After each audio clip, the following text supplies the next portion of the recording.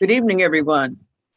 I'm Sharon Pratt, and I'm the founding director of the Institute of Politics, Policy, and History, housed on the campus of the University of the District of Columbia.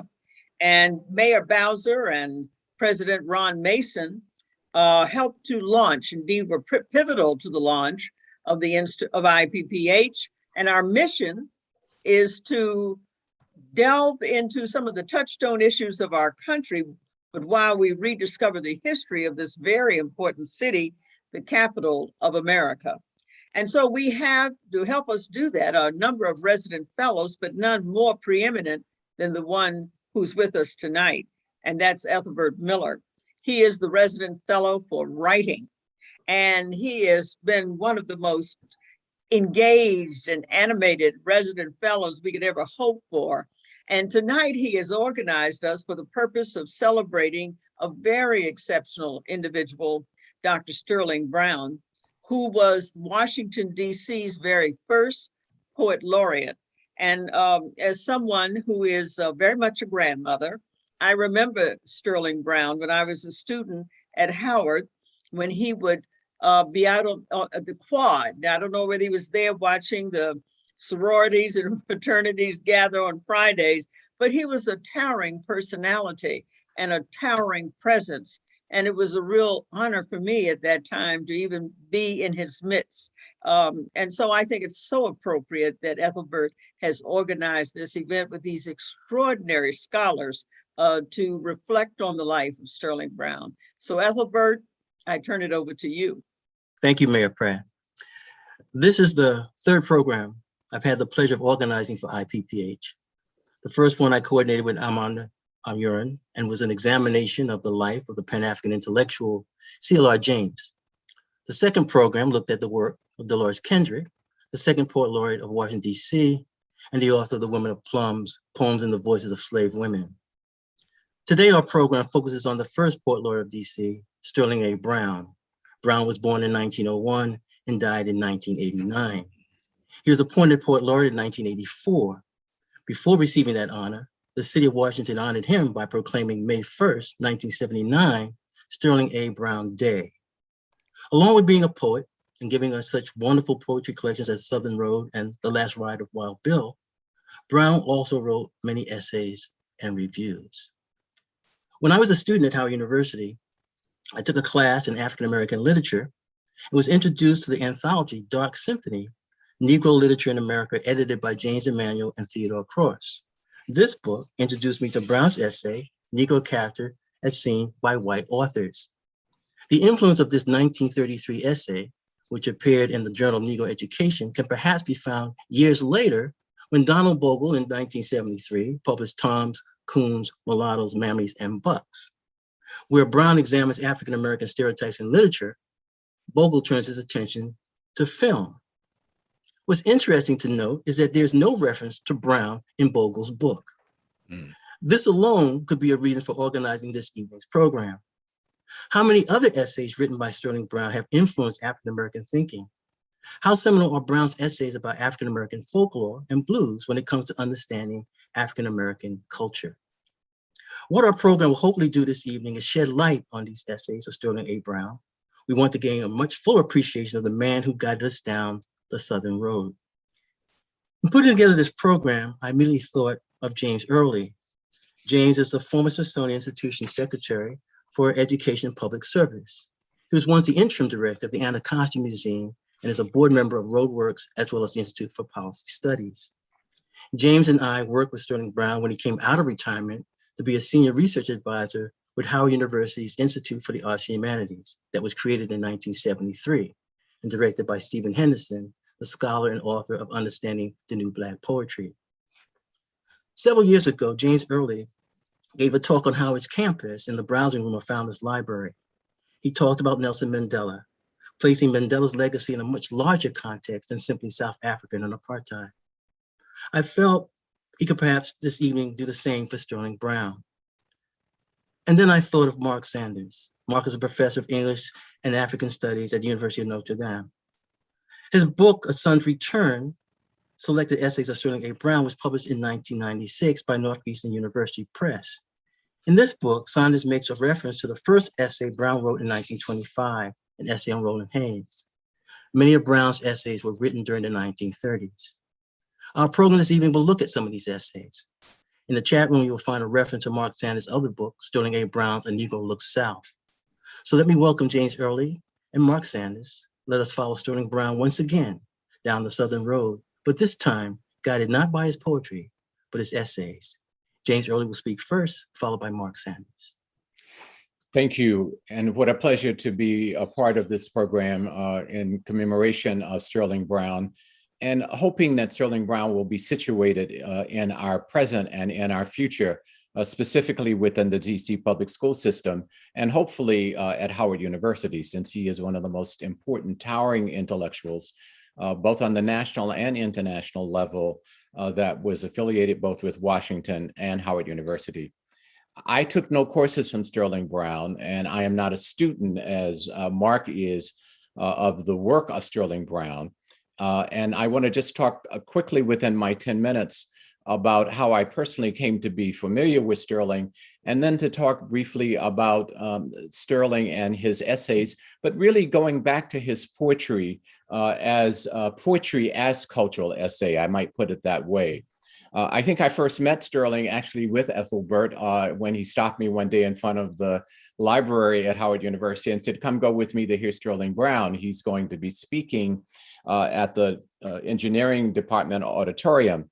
And immediately in hearing Sterling Brown, I saw my rural youth in Bluffton and Dunellen, Florida, my urban youth with people who had come out of the rural South and had come to Tallahassee, Florida, the capital of Florida. I was grounded in portraiture poetry. Now, the poetry was uplifting, but it was the portraiture, it was the social history, which really runs through Sterling Brown's essays and grounds him actually in what some people call the folk tradition. This was a part of my life in which I was moving into the left socialist environment, so that the notion of the working class, the issue of class perspectives, the knowledge that ordinary people have, the profundity of that knowledge. Of course, the poetry was very important, the meter, the deliverance, the rhythm, but it was the social construct that Sterling Brown always grounded his work in, which really grounded me. And in this regard, I say poetry as essay because Sterling's poetry, not unlike his essays as an intellectual scholar doing analysis, he is analyzing, giving us the view, the analytical view of ordinary people, of how they see life, of how they feel life, of how they express a positive, affirming perspective in their everyday lives in the context of the misery of racism. You know, to hear Sterling use the word cracker, that's not a particularly poetic word, but it's a word that my Christian grandmother would have used about that old cracker when she felt the pain of racism, the pain of segregation. And so in Sterling's work, you get this analysis from the point of view of everyday and ordinary people.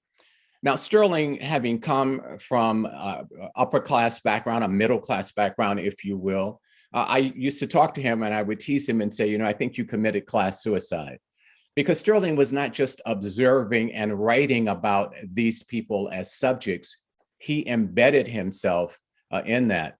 Edward Jones, in this wonderful volume, and I ask you to try to find it, it's called Sterling Brown, an Tribute, edited by the Black History Museum Committee. And I want to read just a short piece by Dr. Arthur Huff Fawcett, which I think again sets the sort of essay, the analytical, the interpretive, the sociological, the social history, the anthropological dimensions of Sterling. As I find this passage from Fawcett, which I will conclude with, and then I'll bring more when we have the discussion. I want to point out that the WPA, the writing project, it is stated by some that Sterling was the first person to do a national scale Negro studies, or Black studies, if you will.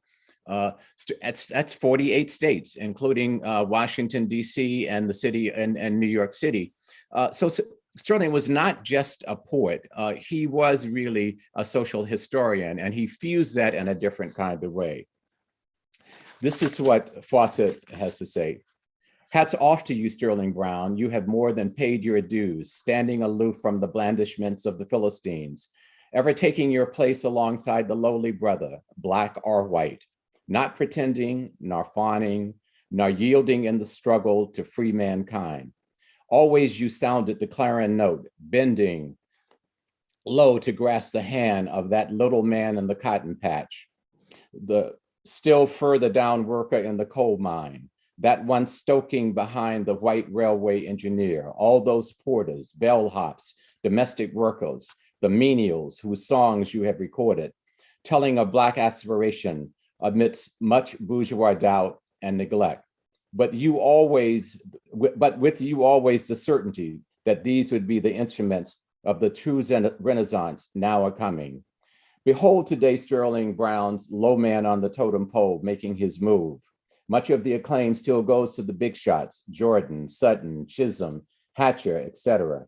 Nevertheless, as Brown foresaw as far back as a half a century ago, only on the sturdy backs and in the abiding faith of our masses, now grown so numerous and formidable, was final victory assured. The prescience of Sterling Brown, undaunted plowman, is being vindicated. That is really describing the essay of African-American life, the bedrock of working people, of rural people, who produce these intellectuals, who produce these politicians. And that is the focus that I would say as you read his poetry, not just his essays, because when you read his essays, you will find that same analytical perspective in his poetry. Let me stop there, and I will bring some of this book back to you in the discussion with Mark and Ethelbert after Mark's presentation. Okay, thank you, James Early. Mark Sanders. I'm mute. My apologies. That's okay. First, I just want to say thank you, Mayor Pratt. Thank you, Ethelbert, for inviting me. Nina Young, Joy, Ford, Austin, Jody, Samuda, and of course, James Early. It's really an honor and a pleasure to be here on this panel. And thank you all for putting this conversation together. Sterling Brown is underappreciated, underread, and bringing this kind of light to his work is yeoman's work. It's just really very, very important. So thank you all for organizing this. I would open by saying that I am really envious of everyone who met Sterling Brown personally. I never did. In the kind of line of what I call apostolic succession, I'm the second generation. I wasn't an actual witness, but my dissertation professor was. My advisor, Michael S. Harper. And Michael, at the end, really did get heavy-handed about where I should finally write my dissertation. And I wrote my dissertation on Sterling Brown. But I was drawn to Brown before Michael in that I wanted a way to talk about African-American literature and the political work that it does. I came through my undergraduate studies and my graduate studies at a moment where literary criticism still was separating very aggressively kind of aesthetics and politics, kind of coming out of that new critical tradition. And I wanted to go back to the 30s, to a moment when American literature more broadly, and specifically African-American literature, really did take up this kind of ideological work of representation that really was concerned with the ways in which we present African Americans to our popular culture, and the ways in which that type of presentation can underscore claims to citizenship, participation, and personhood. And so I read really quite broadly. I was very much interested in a number of writers, and eventually I settled on Sterling Brown for many of the reasons that James Early and Ethelbert were just talking about. He's best known for his poetry. 1932, he published his first volume of poetry, Southern Road, and that was a revelation. It was literally a bombshell for Harlem Renaissance writers. Prior to that moment, except for in terms of poetry, you could make the claim for James Weldon Johnson's God's Trombones coming out of a folk tradition. But all the other poetry was largely out of romantic tradition and relied heavily on what we might call standard English. I always put that term in air quotes. There's no such thing as standard any language. We all speak dialects, but what we call standard is that dialect that gets privilege. And even James Weldon Johnson had argued earlier in his preface to the Book of American Negro Poetry that poetry in dialect was essentially politically bankrupt for African Americans, as he said it would just had two stops, humor and pathos. And then Brown comes along and writes this poetry out of this folk tradition with all of these folk voices, as James Early was just talking about, in a way that gave life to the breadth and humanity that Brown saw all around him in African-American life, specifically right there in Washington, D.C. But this is a moment where every summer he's traveling south. He's doing these summer classes at Atlanta University in Atlanta. And when the classes, the summer session was out, he would travel across the deep South to Frilo Cove, to all kinds of places and collect stories and voices that would go into so much of his poetry, that first volume. And so I was absolutely fascinated by the way in which that poetry was able to do the kind of work that just 5 or 6 years earlier, everyone said could not be done. And indeed, James Weldon Johnson himself had to come back and write a new preface to the second edition and acknowledge that, in fact, Brown was in this second edition and doing the kind of work that he didn't think James Weldon Johnson, didn't think could be done. So that was kind of my pathway to Brown on my own. In addition, Michael Harper was very, very much invested in music, the innate musicality of African-American voicings, and that comes out of Brown, as well as the ways in which poetic framings can examine areas of African-American life and culture and complexity in a way that we might not have done earlier. And then my other avenue was Calvin Hurston, who was very much a product of the Black Arts movement and insisted on Langston Hughes and Sterling Brown as a direct progenitor. And so those were the two kind of academic avenues for me. And then I started reading Brown very closely for myself. Now, Ethelbert has asked us to focus on the essays, and I think that that's just a genius move, in that most of us approaching Brown would know first his poetry. But as James Early was saying, there's a way in which his essays give us an insight into his poetry and vice versa. The two complement each other very well, in that his essays, particularly on literature and culture, are very concerned with issues of representation, not just issues of representation for African-American writers, but issues of representation for white American writers. And this is, I had actually done some notes, and I don't think it would be particularly interesting for me to walk through each of the essays that Ethelbert asked us to focus on. Ethelbert, if you have specific questions you want me to kind of delve through a particular essay, please prompt me in that direction. For right now, I'm just going to say some general things about all of them, and then we can circle back if that's okay. Brown was very meticulous about the ways in which white writers, beginning with that plantation tradition of the antebellum South up through World War II, the ways in which white writers represented African American life and culture. And indeed, in one of the essays, he has a schematic, 7 different stereotypes and ways in which these white writers represent Blacks.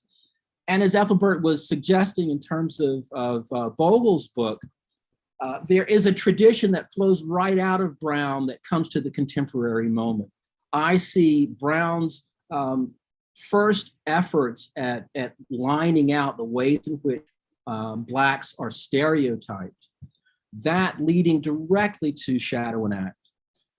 Ellison's ability to write in specific, oh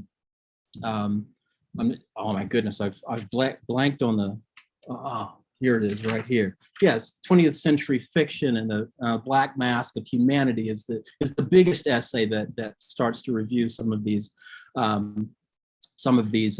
stereotypes and the ways in which these stereotypes ultimately are about acting out or articulating a certain kind of whiteness, not necessarily a certain kind of Blackness. And from Shadow and Act directly to Toni Morrison's Playing in the Dark. And I don't think something like a documentary film, I just blanked on the name of it, Ethnic Notions, would have been possible without that tradition that comes directly out of Brown. So we get that on the one hand in terms of white representation. And then on the other side, we get, in terms of Black representation, his really kind of relentless critique of his contemporaries, the good, the bad, and the ugly. He doesn't have much patience at all for African-American writers coming out of Harlem, what we classically call the Harlem Renaissance. He was very aggressively dismissive of. And for those of you who have not looked at the essays closely, the largest essay that addresses this is New Negro Literature. It's 1925 to the present. It's 1955. It's actually a lecture he gave at a conference that was later published. And in that essay, he says, look, Harlem wasn't the center of what was going on. This was a national phenomena in terms of this explosion of African-American art, and that you can't just say that it was these Harlem-based writers, that writers in Chicago, writers in Los Angeles, writers in DC, of course, were doing very important work. And indeed, for him, those who were away from the patronage system in Harlem were doing the better work. And so that was his very overt dig at Carl Van Vechten and Charlotte Osgood Mason, and implicitly a dig at both Langston Hughes and Zora Neale Hurston. But the way in which he expands in that essay, both the geographic and the temporal scope, he extends all of this from the 1920s through World War II. And indeed, we have lots of other evidence that the same writers were producing just as much through the 30s as they were in the 20s, although we have this sense that this economic collapse kind of destroyed publishing, but that was not the case at all. And so Brown kind of revises our reading of the moment in a way that I think really points forward to some of the work that we see, say from oh my goodness, I've blanked on his name, Gerald Early. I'm just kidding, and his introduction to County Cullen's collected works. So Brown does a fairly radical revision of literary history. It's important to keep in mind, too, that he's insisting upon, again, the political work that this literature can do in a way that at the critical moment, new critics like F.O. Matherson and his progeny are really actively separating politics and literature. And this is a kind of post-World War II Cold War moment where all of the social realism of the 1930s is being written out of the literary history. And so Brown is insisting that we have to keep it. So we have that on the one hand, and then the other grouping of essays, as James Early was suggesting, does all of this folklore ethnographic work that is absolutely foundational for the ways in which we kind of celebrate and relocate African-American speech and African-American culture as something to be celebrated. That is what we would now call vernacular or ebonics. Most of it now is urban-based, where the work for Brown and Hurston was largely rural-based. But it's important to keep in mind that prior to this moment and prior to Brown's essays, that for most Black writers, standard English was still the ways in which to be heard. And the best way, kind of thinking about the kind of best foot forward approach to Black representation, the best way to represent Blacks. Again, the sense that Black speech played into these stereotypes. Brown just gives us a critical vocabulary for looking at the blues, for looking at spirituals, for looking at field hollers, for looking at work songs in a way that we just hadn't had earlier. And he insists upon the integration of literature, music, religious practices, dance, etc., as all a part of the larger kind of expressive culture that makes up Black life. And an important kind of example of his redounding impact, as we think about exactly at this moment, he's editing Negro Caravan. This is about 1941, 1942 with Arthur P. Davis and Ulysses, help me. Ulysses Lee. Ulysses Lee, that's right. Okay. And Brown insists that this Negro Caravan has to have folk tales in it, has to have sermons in it, it has to have blues lyrics in it, along with the short fiction, plays, and long fiction that would typically be understood as literature in an academic sense. And then along comes, 40 years later, Michael Harper's Chant of Saints that insists on exactly the same kind of integration. And then after that, Skip Gates's Norton Anthology of African American Literature that comes with a CD that integrates the extra literary expressive culture with the literary expressive culture that integrates folk expression with art that's in reference to folk expression. All right, let me conclude. I'm probably going on too long, but I did have just some general things to say, particularly kind of trying to sell the ongoing impact of Sterling Brown. We don't read him as much as we should, either his poetry or his prose, but when we talk about stereotypes and their origins and impact, when we talk about whiteness and as it's reified and played out through stereotypes, or using a Toni Morrison line from Playing in the Dark, the subject of the dream is always the dreamer. Yeah, that again, this notion that the stereotypes are really about the creators of the stereotypes, not their subjects. When we talk about how Blacks represent themselves in art and that representation working to combat racist stereotypes, we are plowing the critical ground that Brown has already broken for us. When we talk about the interrelatedness of Black graphic arts, music, dance, film, literature, religious practices, etc., we're extending a line of reasoning that Brown helped to create.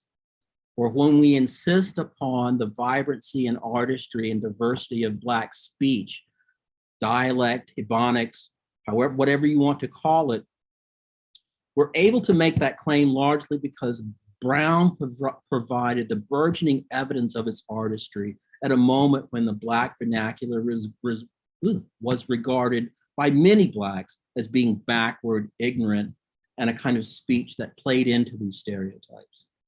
So although many of us kind of don't reference Brown, just as Ethelbert was saying, we are certainly working in his tradition in many ways. So let me end there, and we can talk more specifically, maybe become a little bit more text specific if you want to cite some specific essays.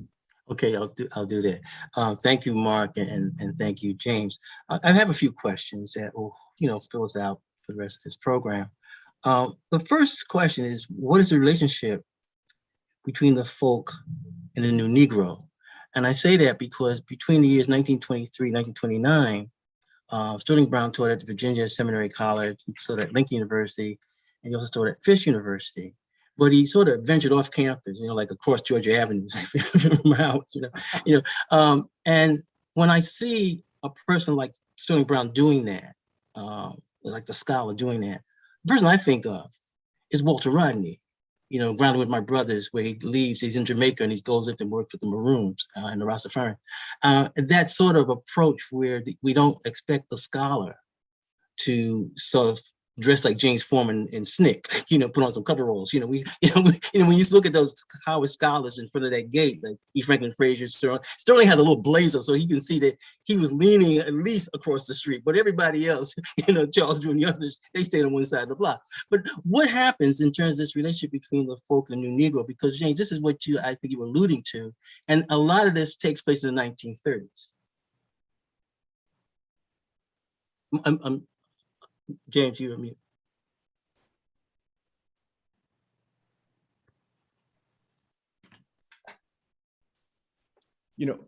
My approach to Sterling Brown in regard to that question is that Sterling Brown embedded himself in one respect into his subject matter.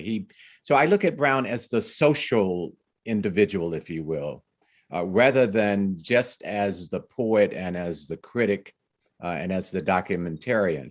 I think what speaks to this, I think this quote from Alain Locke may capture this question that you're talking about, Ethelbert, of the folk and the new Negro. It seemed to me that Sterling was in a polemic with the new Negro in many ways.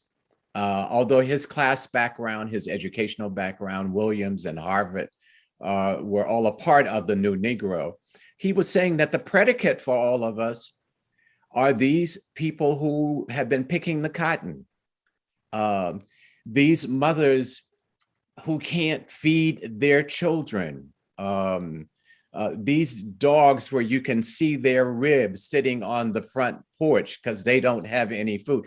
He's giving us that sociological framework. And this is where we used to talk with him about committing class suicide. Let me just read this quote, and then we can perhaps open it up.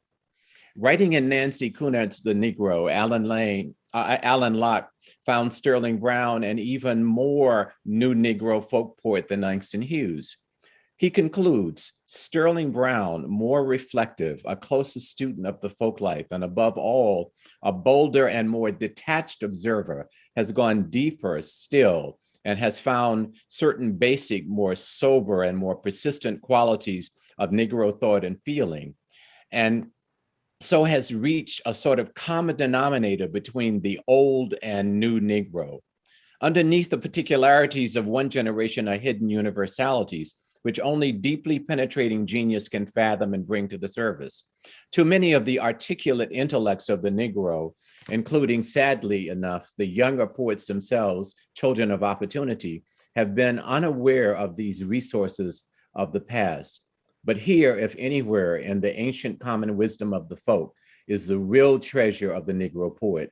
And Sterling Brown's divining rod has dipped significantly over this position. So again, Sterling, this was his sort of class suicide. I want to be with Slim Greer. Not only do I want to write about him, but I want him to speak for himself. So that in the Federal Writers Project, Sterling actually laid out criteria for interviewing these quote unquote illiterate people and the non-standard English. And he emphasized, I'm not concerned about pronunciation. I want you to get the greatest reflection of their spirit, of their feeling, of their articulation. And so the new Negro, Sterling was saying, we come from these masses. It's W.E.B. Du Bois saying, let me be clear in the preface in 1903 of The Souls of Black Folk. I am flesh and bone of the people behind the veil. But here was this Bostonian Harvard who talked about his mixed ethnic background, you know, perhaps the greatest US intellectual, or perhaps the greatest continental American intellectual of the 20th century, the father of sociology. And he's saying, but I'm bone of bone and flesh. And it seems to me that Sterling Brown was saying the same thing. I'm bone and flesh of the folk, although I am the new Negro. And so this is the dialectic, or the linkage, that then gets reflected both in his poetry and in his essay writing as a kind of observer, an analytical observer about American, Black American theater, which is, you know, it really is foundational work. He is the anthropologist and the sociologist. And so this is the connection, I think, between the folk and the new Negro that might be examined. Okay, I'm going to do something that Mark wanted me to do, and that is to make reference to a specific essay. During this conversation we've been having, terms have been used, New Negro, Harlem Renaissance, and I want to read what you've sort of paraphrased, Mark. It's in the New Negro in Literature, 1925, 1955, and this is what Sterling Brown writes. He says, I have hesitated to use the term Negro Renaissance for several reasons. One is that 5 or 8 years generally allotted are short for the lifespan of any Renaissance. The New Negro is not to me a group of writers centered in Harlem during the second half of the 20s. Most of the writers were not Harlemites. Much of the best writing was not about Harlem, which was a show window, the cashier's till, but no more Negro America than New York is America. I think that's very important. You know, I remember the joke that Sterling used to tell me. People used to say, he said, yeah, you know, people said I missed the Harlem Renaissance. No, I never went down to the dock. you know, he said, you didn't miss he said, you didn't go down to the dock, you know what I'm saying? And so I always looked at that. But then, you know, when we look at this term, the new Negro, you know, it's like, we realize this, maybe you might want to comment on this, James, is that we got to go back and we have to give credit to Black soldiers, you know, coming back from Europe, seeing themselves on the world stage, you know, seeing themselves, you know, in France and accepted as human beings. And so you have that new Negro. But then the other thing that we have give rise to the, and also new Negro, we have the Russian Revolution, okay, which puts out a whole new economic way of thinking. And so your A. Philip Randolph, or even your Langston Hughes is going over to Russia. So there's a whole concept of, okay, new economic system, new man. I mean, you would see this probably come up to like 1959, 1960 with Che and Fidel in Cuba. We're going to create a new man because we're creating a new economic system, new structure. So maybe you might want to talk about that, James. And then, Mark, I'm going to come back with a specific question for you about folklore, okay? Interesting observations you make, Ethelbert. You know, Stephen Henderson is acknowledged or credited with having brought Sterling back to Howard when Stephen Henderson left the Institute of the Black World in Atlanta, Georgia, and came to Howard University and to found the Institute for the Arts and Humanities, and brought Sterling, where both you and I had an opportunity then to work with him as a colleague and also to know him as a friend. Stephen Henderson, like Sterling Brown, was a highly educated person. Alfred Lloyd Tennyson and Pre-Raphaelite watercolors were his double dissertation at the University of Wisconsin.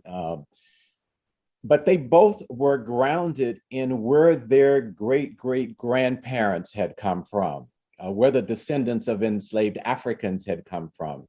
So their newness was tied to a predicate, and they did not want to make that separation. And this is why the blues, the folk, the ordinary people, even as Sterling was involved with Frost and all of those folk.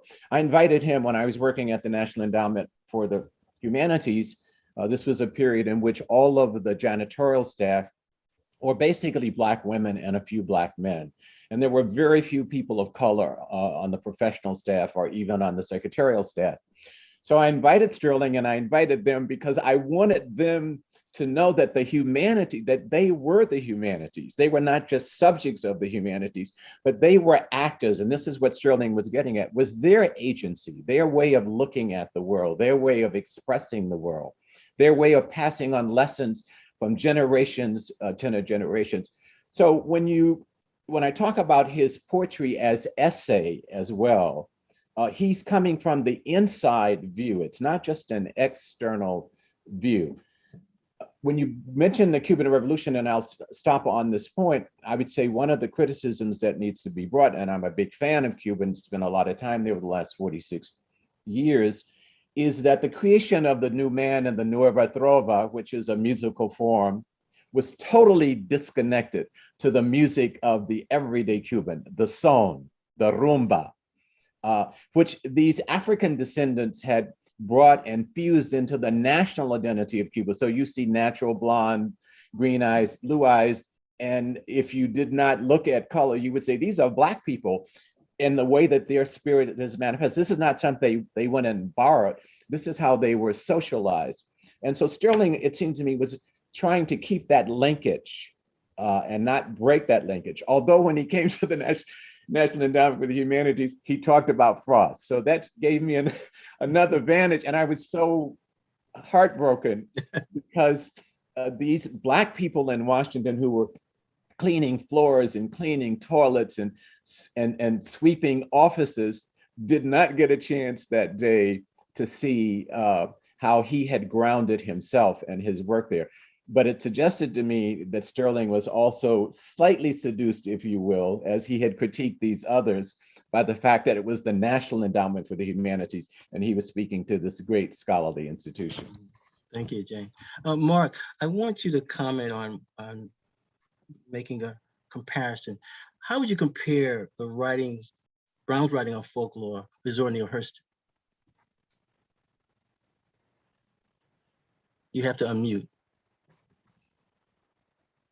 You have to unmute, Mark. Okay. Yeah, I was jotting it down as I was kind of thinking through, and yeah, that's a really good question. Can I back up for a second? Sure. If that's okay, because I was just really intrigued with your previous question, and what James was saying really sparked a lot of thoughts that I just wanted to kind of flesh out a little bit more. And it's just kind of in some ways complements everything that's been said. You know, I've kind of regarded Brown's kind of claim to being a new Negro and a rejection of being a part of the Harlem Renaissance as his kind of championing of the politics of the new Negro movement. And as you were saying, I think you're absolutely right in thinking about James Reed's Europe and soldiers coming back from World War I with a new sense of agency and pride and self-assertion that's a part of this new Negro consciousness, kind of thinking about the politics that flowed out of the Niagara movement that ultimately get kind of reformulated and manifested through the NAACP, and then the kind of, on the other side, the aggressive rejection of the kind of gradualism from Booker T. Washington. So I see Brown latching on to that in terms of what he appreciates about the new Negro movement and new Negro politics. But at the same time, those same practitioners are at best ambivalent about the folk, if not somewhat distant, as James was absolutely saying. I mean, Du Bois is a great example of this kind of bifurcation where he can rhetorically make the references, but this is not a group of people he's spending a lot of time with. And so I see Brown, and I'm going to circle around to Hurston in just a minute. I see Brown really kind of taking this tradition that comes out of Kane artistically to try to extend new Negro artistry that goes deeper into the South and really engages working class, rural, poor, African-American folk culture. Brown was really taken with Kane. And in fact, in that essay, he's very disappointed that, we have this 23 high moment, 1923, then that all of these other artists, his exact contemporaries, as he says, followed Van Vechten, but they didn't follow Gene Toomer. They didn't follow that tradition. And of course, he places himself in that tradition. And he's the one that extends it. He's doing much more of the ethnographic work than Toomer ever did. And you're absolutely right. From all of these institutions where he's teaching, in Virginia, when he's out in Missouri at Lincoln, when he's at Clark AU, or it was Atlanta University then, and going out into the deeper South, he was collecting all kinds of material. Calvin Big Boy Davis is a wonderful example of a real figure whom he knew when he was teaching at Lincoln, who becomes his hero of Odyssey of Big Boy and the voice in When the Saints Go Marching Home. And so he's certainly seeing and hearing these voices that will do so much of the work, the political work that he sees the new Negro movement trying to do, but the artist not having the ear or the will to go out and actually engage the folk and try to reconceive an artistic project based on folk forms. So Hurston is a wonderful example. If there's a kind of artistic wing, a folk artistic wing that comes out of the new Negro movement, then that wing would be populated by Gene Toomer, Langston Hughes, Zora Neale Hurston, and Sterling Brown. Now Brown, as far as as I said, he champions Toomer. Brown had little patience with Hughes when it came to his folk work. He felt like that Hughes, to be honest with you, he made it clear that he thought Hughes ripped him off. And I don't have any evidence that I'm not making that claim, but I do group them and doing similar kinds of work. Hurston is much more complicated from a Brown's point of view. Brown actually gives her credit in that specific essay in the New Negro, in folk literature. And then I should say that essay, Folk Literature, is actually a part of the introduction to Negro Caravan. And so in that essay, as well as the folk literature essay that's specifically about the blues, ballads, and spirituals, he gives Hurston as much credit as he gives anyone. Those essays are kind of trying to cover a lot of ground, and so he doesn't dig deeply into any particular person. So when I say he gives her as much credit as anyone else, I'm not saying that he's being stingy. At the same time, he wrote a devastating review of Their Eyes Were Watching God, one that wasn't completely dismissive, but one that read her representation of the folk as being overly jovial, as being overly light, and not having an ear and eye for what he sees as a kind of criticism, implicit criticism and critique on the part of folks for the larger conditions under which they're forced to live. I think that subsequent criticism has gone exactly the opposite direction. Zora Neale Hurston is really championed as both in terms of Their Eyes Were Watching God, Mules and Men, and Tell My Horse, as some of the best work to come out of this moment in terms of folk culture, anthropological work on folk culture. So my sense is that Brown's work really complements hers, or vice versa. They speak to one another very, very well. And if it would be a wonderful critical project to put Brown's poetry next to something like Mules and Men or Tell My Horse, and see some of the similarities that both of them are seeing in African-American folk culture. I think both of them agreed on this culture being full of artistry and agency, that Black people, regardless of whether they went to school or not, were fully capable of rationalizing and understanding their own condition and acting accordingly. I think where they parted company was, he didn't appreciate the fact that she was so beholden to Charlotte Osgood Mason, one of her, I guess, a benefactors is the word to use. And to be quite honest, Brown was a chauvinist. I mean, we really shouldn't shy away from that. And so Brown, he had problems with women who were self-assertive and who were kind of claimed their own space. And so I do think that there was a kind of sexist rivalry on his part that played into some of the tension. Going to ask just two more questions, and I'll probably go from you, Mark, and then back to James. When I taught at Bennington, we encouraged students in the writing seminars to write book reviews, and Sterling has written quite a number of book reviews. We use this as a way of helping a person not only develop a critical eye, but to strengthen their muscles when they decide to write a poem.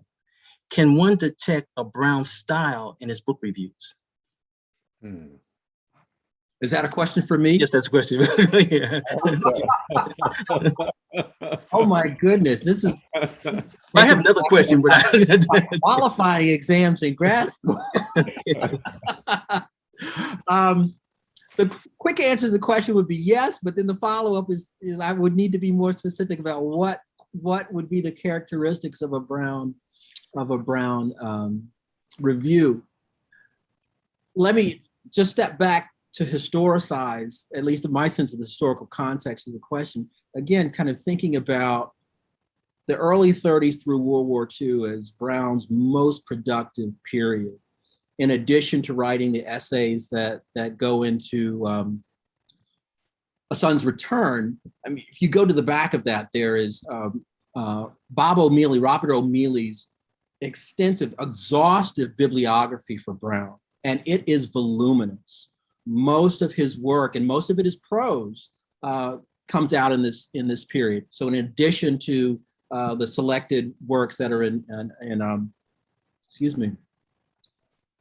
A Son's Return, he's writing almost weekly for Opportunity, and he's writing about film, he's writing about contemporary literature, both by white writers and Black writers. He's writing about theatrical productions. I mean, he is an on the ground cultural critic in a way that we would understand it in a contemporary sense. So if there are characteristics, Brown always measured the success or failure of a piece relative to whether or not it was fully alive to the kinds of complexities and depth he saw in African-American life. So for someone like Erskine Caldwell, in a relative sense, I think we would look back on Erskine Caldwell and be just okay with him, not really celebrating him. In a relative sense, to say someone like Thomas Dixon, he saw Caldwell or Faulkner really trying to grapple with the possibility of Black humanity. At the same time, I mean, he sees people like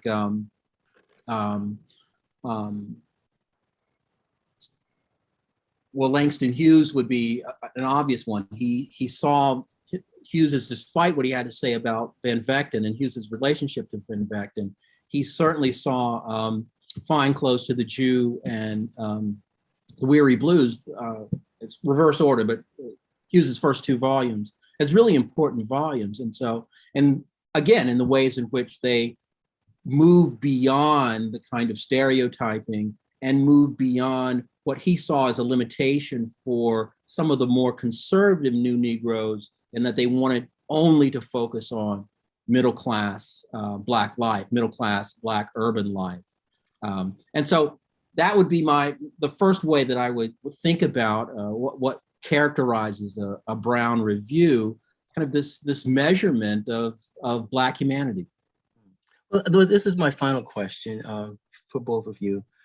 You both have traveled beyond the Southern Road to Central and South America. And I was wondering about Brown's work reaching beyond the U.S. And I would look at the example of maybe Nancy Morejon, Cuba, how she's linked to Nicholas Guillen, and how Nicholas Guillen is linked to Langston Hughes, and how Langston Hughes is linked to Brown. So there's a sort of genealogy. So if we look ahead, and you guys have traveled, and I'm also, I guess, for James, an additional question: how much did this work by Brown help you when you were working on organizing the Folklife Festival for the Smithsonian?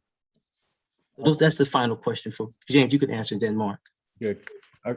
Quickly, I think it's Fawcett who says that when he traveled, I guess, to Paris, Aimé Césaire took his copy of Southern Road, and it led to extraordinary creativity and expression.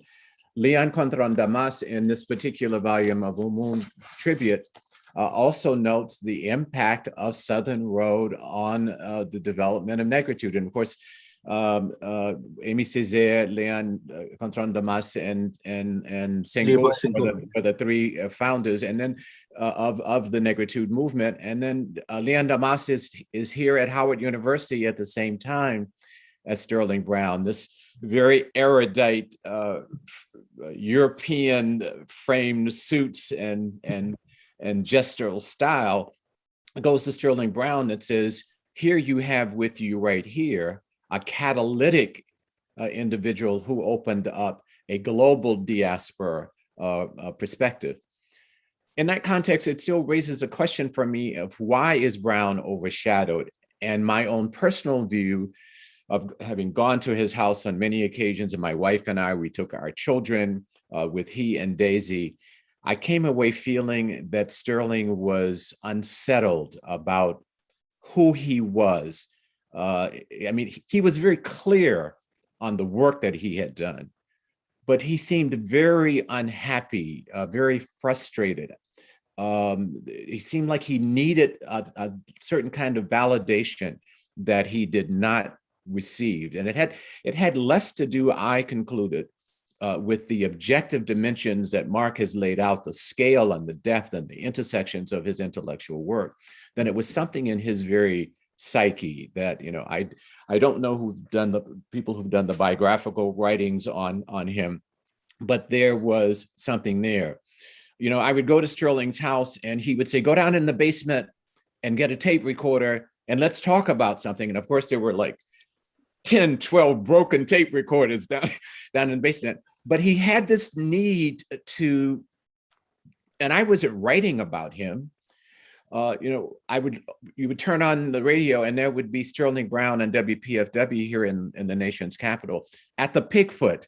So he was always out there searching for engagement that somehow in the frameworks that he existed, he did not get. But yes, his work had a global impact, and there's no greater testimony to that than Fawcett's talking about the impact on the negritude movement, and particularly what Leon Contron Damas had to say about, quote unquote, this man opened up a foundational element of the negritude movement. James, I want you to add something before I turn to Mark, because I think you were witnesses. You're talking about Sterling Brown being overlooked. I think you were in the office when we had invited Frank Marshall Davis from Hawaii, and they were together sitting, and I think Sterling was bragging about how everybody was documenting his life, and Frank Marshall Davis like looking at him like, why is it taking so long?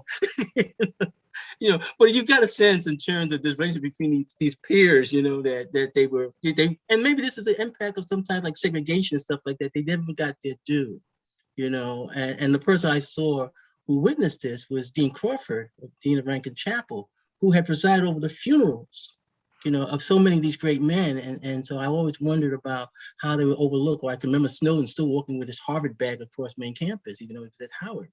But that's, just quickly, I think there was something else going on with Sterling. And again, how to get into the psychological dimensions, I don't know. But Sterling was very comfortable around Amiri Baraka and all of these people. He would say, I'm just an old Negro, and I'm so glad I'm so pleased that they're calling me Black. I mean, he seemed to be comfortable there. Your last other question, and I will just comment very quickly. During the time of Sterling Brown's being on campus, individually, it helped ground me further into my own sort of ideological and political work. And Bernice Johnson Reagan and I were working at the Smithsonian Institution on the African Diaspora Program about the profundity of ordinary life. The pedagogy, not a term that ordinary people use, that is the conscious ways in which each generation, even of people who did not read and write, were able to pass on lessons, whether those lessons were lessons about planting crops or raising animals, or certain craft traditions, or dealing with white people, particularly how you had to situate yourself and keep your dignity and your humanity in the strictures of, as Sterling would say, with them crackers. So our work, we founded at that time with Stephen Henderson, and Roland Freeman was the catalyst of this, the Afro-American photographic documentarian who's still here in Washington, D.C., the Association of African and African-American Folklorists, in which Leon Contra Damas gave the key. You froze. Okay, well, he gave him the key. And so what happened, that unlocks the door for you, Mark. So why don't you finish since he took the key? Okay. Okay. Well, I know. Oh, James, you got the key back, right? Okay. Yes, you got the key back, Mark. Well, go ahead, James, if you please finish. No, so the conclusion is yes. We learned a lot and were validated in the work that we were doing of setting a platform, as Bernice would often say.